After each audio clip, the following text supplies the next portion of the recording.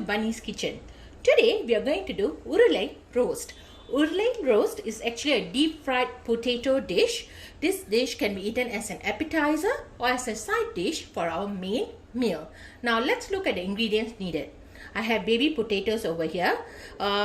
It's about 200 grams. This is for 4 packs for 1 meal. Besan flour 1 tablespoon. Corn flour half tablespoon, and this is rice flour 1 tablespoon. 2.5 teaspoons of chili paste and 3 teaspoons of ginger garlic paste. Okay, I've already blended this as a dried chili, which I blended with water, and then I have fried it with oil a little bit. So this chili paste actually can be kept in the fridge for many months, in fact, because it's already been cooked with oil, so it will last you very long. Handful of curry leaf, which we have chopped, not really finely, but sliced it a bit, and a pinch of turmeric. Now we are going to start marinating the baby potatoes. And add in the chili paste,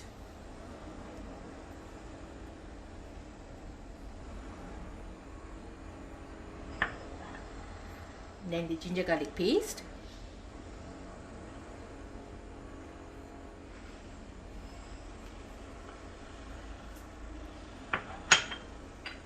the turmeric powder,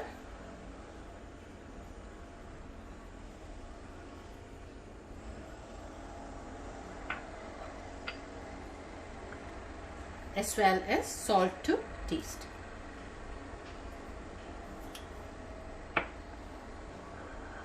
I've already cooked these baby potatoes for about 5 to 7 minutes in boiling water. So after mixing up all this marinade, you just need to keep it aside for about 15 minutes before we start adding on the rest to deep fry. Okay, I've already mixed up all the chili plus the turmeric powder, as you all can see. Okay, so we'll come back after 15 minutes, guys. A few moments later. Okay, we have marinated the potatoes for about 15 minutes. Now I'm going to add in all the flour. Okay, all this flour will give a crispiness to the Urulai roast or the deep fried potatoes. Okay, besan flour as well as corn flour.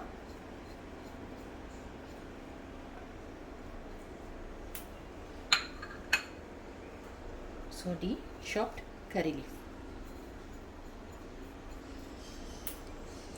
Let's mix it up well. I'm going to deep fry the potatoes. We have already heated up the oil. Now I'm going to add in the potatoes.